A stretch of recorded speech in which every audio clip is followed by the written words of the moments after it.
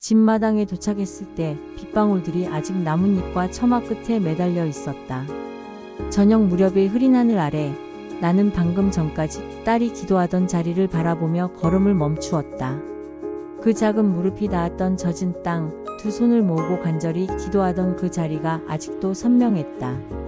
내 가슴 속에서 무언가가 벅차오르고 있었다. 저 작은 어깨에 얼마나 많은 무게가 올려져 있었을까. 5살밖에 안 된 아이가 어른들도 감당하기 어려운 가족의 아픔을 혼자서 짊어지고 있었다는 것이 얼마나 가슴 아픈 일인가. 나는 그동안 내 고통에만 몰두해서 정작 가장 소중한 것을 놓치고 있었다. 딸의 마음, 딸의 눈물, 딸의 간절함을 제대로 보지 못했던 것이다. 아이는 엄마 아빠가 함께 있기를 바라고 있었다. 완벽한 가정이 아니더라도, 사랑이 부족한 가정이더라도 그저 가족이 함께 있기를 원했던 것이다. 빗방울이 떨어지는 소리가 들려왔다. 처마에서 떨어지는 물방울들이 땅에 닿으며 작은 소리를 냈다. 그 소리가 딸의 기도 소리처럼 들렸다. 간절하고 순수하고 애절했다. 나는 그 자리에 서서 딸이 느꼈을 감정들을 상상해 보려 했다. 엄마가 갑자기 사라졌을 때의 당황스러움, 혼자 남겨졌을 때의 두려움, 그리고 가족이 다시 함께하기를 바라는 간절한 마음까지. 모든 것이 내 가슴을 아프게 했다. 나는 더 이상 참을 수 없어서 딸에게 달려가 아이를 끌어안았다. 작고 연약한 몸이 내 품에 안겼을 때 눈물이 저절로 흘러내렸다. 내가 지키고 싶었던 것, 내가 사랑하는 모든 것이 바로 이 품 안에 있었다. 딸의 머리에서 나는 익숙한 향기를 맡을 수 있었다. 아기 때부터 줄곧 맡아왔던 그 달콤하고 따뜻한 냄새였다. 그 순간 나는 깨달았다. 이 아이를 혼자 두고 떠나려 했던 나를 도저히 용서할 수 없다는 것을. 아무리 힘든 상황이라도, 아무리 절망적인 현실이라도 이 아이만은 절대 포기할 수 없다는 것을. 딸은 내 품에서 작게 흐느꼈다. 무서웠을 것이다. 갑자기 엄마가 사라졌을 때 얼마나 놀랐을까. 밤새 엄마를 기다리며 얼마나 불안했을까. 생각만 해도 가슴이 찢어질 것 같았다. 미안해, 정말 미안해. 나는 계속해서 사과했다. 딸에게도 나 자신에게도. 엄마가 되는 것의 의미를 이제야 제대로 깨달은 것 같았다. 그것은 단순히 아이를 낳는 것이 아니라 평생토록 그 아이의 든든한 버팀목이 되어주는 것이었다. 어떤 상황에서도 아이를 보호하고 사랑하고 함께하는 것이었다. 내 눈물이 딸의 머리카락을 적셨지만 그 눈물은 후회보다는 다짐에 가까웠다. 이제는 정말로 이 아이를 끝까지 지키겠다는, 어떤 어려움이 와도 함께 헤쳐나가겠다는 각오였다. 집 안으로 들어가니 따뜻한 불빛이 우리를 맞이했다. 전등 불빛이 만들어낸 아늑한 분위기 속에서 딸은 내 손을 꼭 잡고 떨어지지 않으려 했다. 아이의 작은 손이 내 손을 감쌀 때마다 느껴지는 온기가 너무나 소중했다. 이 작은 손길이 나에게는 세상에서 가장 큰 위안이 되고 있었다. 딸은 나를 올려다보며 말했다. 엄마, 이제는 어디 가지 마. 그 한마디에 내 마음이 또 한 번 무너져 내렸다. 아이가 느꼈을 불안감이 고스란히 전해져 왔다. 나는 딸을 무릎에 앉히고 그 작은 얼굴을 바라보았다. 내가 없는 동안 얼마나 많은 생각을 했을까. 어린 나이에 감당하기 힘든 걱정들을 혼자 끌어안고 있었을 것이다. 안 가. 엄마는 절대 안 가. 나는 약속했다. 이번에는 진짜 약속이었다. 이전의 다짐들과는 다른 진심에서 우러나온 맹세였다. 딸의 눈에는 아직도 불안함이 남아 있었다. 한번 버림받은 경험이 있는 아이에게는 당연한 반응이었다. 나는 딸을 더욱 꽉 안아주었다. 시간이 지나면서 딸의 표정이 조금씩 편안해지는 것을 볼 수 있었다. 내 품에서 안정감을 찾아가는 모습이었다. 따뜻한 집안의 불빛 속에서 우리 모녀는 서로를 확인하듯 꼭 껴안고 있었다. 이 순간만큼은 세상의 모든 근심을 잊을 수 있었다. 밤이 깊어갔다. 딸은 내 옆에서 깊은 잠에 빠져 있었다.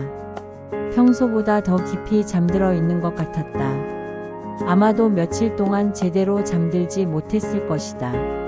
엄마가 없는 밤들이 얼마나 길고 무서웠을까. 나는 딸의 잠든 얼굴을 바라보며 지난 시간들을 되돌아보았다.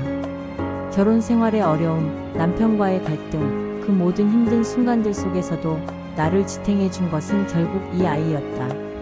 딸의 존재가 있었기에 버틸 수 있었고, 딸의 미소가 있었기에 희망을 놓지 않을 수 있었다. 어떤 날은 남편의 폭력에 절망했지만 딸의 맑은 눈동자를 보면 다시 일어설 힘이 생겼다. 어떤 날은 이 모든 것을 포기하고 싶었지만 딸의 작은 손이 내 손을 잡으면 모든 것을 견딜 수 있었다. 힘든 결혼 생활 속에서도 나를 지탱하는 건 결국 이 아이였다. 이것이 모성애라는 것일까? 자신보다 더 소중한 존재를 위해 어떤 고통도 감수할 수 있는 마음. 이 작은 생명체를 위해서라면 무엇이든 할 수 있다는 확신. 딸의 고른 숨소리를 들으며 나는 새로운 각오를 다졌다. 앞으로 어떤 일이 생기더라도 이 아이만큼은 반드시 지켜내겠다고. 이 아이가 행복할 수 있는 환경을 만들어 주겠다고. 비록 완벽하지는 않더라도 최선을 다하겠다고. 다음 날 아침이 밝았다. 오랜만에 맞이하는 평온한 아침이었다. 나는 부엌에서 밥을 준비하기 시작했다. 딸이 좋아하는 계란말이도 만들고 김치찌개도 끓였다. 요리를 하는 동안 마음이 한결 가벼워졌다. 이런 일상적인 일들이 얼마나 소중한 것인지 새삼 깨달았다. 딸은 내 옆에 바짝 붙어서 이것저것 도와주려고 했다. 엄마, 나도 할래. 아이의 밝은 목소리가 부엌을 가득 채웠다. 딸은 작은 손으로 상추를 씻어주고 숟가락과 젓가락을 준비해 주었다. 서툴렀지만 열심히 하는 모습이 너무나 사랑스러웠다. 함께 요리를 하면서 딸은 환하게 웃었다. 며칠 만에 보는 진짜 웃음이었다. 그 웃음을 보니 내 마음도 따뜻해졌다. 내가 있어야 할 자리는 바로 여기였다. 딸 옆에서 이 평범한 일상을 함께 만들어가는 것. 화려하지 않더라도, 풍족하지 않더라도 함께 있는 것만으로도 충분히 행복할 수 있다는 것을 깨달았다. 딸과 함께 준비한 아침상을 차려놓으니 뿌듯했다. 이런 소소한 행복이야말로 진짜 행복이 아닐까. 거창한 것이 아니라 일상 속의 작은 순간들, 사랑하는 사람과 함께하는 평범한 시간들이 인생의 가장 소중한 보물인 것 같았다. 딸의 맑은 웃음소리가 집안을 가득 채우고 있었다. 멀찍이 서 남편이 우리를 바라보고 있었다. 그는 부엌 문가에 서서 우리 모녀의 모습을 지켜보고 있었다. 그의 표정에는 여러 감정이 교차하고 있었다. 후회의 빛도 보였고 두려움의 그림자도 감돌았다. 아마도 자신이 저지른 일들을 되돌아보며 반성하고 있는 것 같았다. 그리고 내가 이제는 예전의 나와 다르다는 것을 느끼고 있을 것이다. 나는 더 이상 무력하게 당하기만 하는 사람이 아니었다. 딸을 지키기 위해서라면 어떤 것과도 맞설 각오가 되어 있었다. 그도 알고 있겠지. 내가 이제 쉽게 무너지지 않으리란 걸. 한때는 그의 폭력 앞에서 움츠러들기만 했던 내가 이제는 당당하게 맞설 수 있게 되었다는 것을. 물론 여전히 두렵긴 했다. 그가 언제 또 변할지 알 수 없었고 폭력이 다시 시작될지도 모른다는 불안감도 있었다. 하지만 이전과는 다른 점이 있었다. 이제는 딸이라는 확고한 이유가 있었다. 이 아이를 지키기 위해서라면 나도 강해질 수 있었다. 남편은 조심스럽게 우리에게 다가오려 하다가 다시 멈춰섰다. 아직은 우리 사이에 보이지 않는 벽이 있었다. 그 벽을 허물기 위해서는 시간이 필요할 것 같았다. 진정한 변화를 보여줄 시간, 신뢰를 쌓아갈 시간이.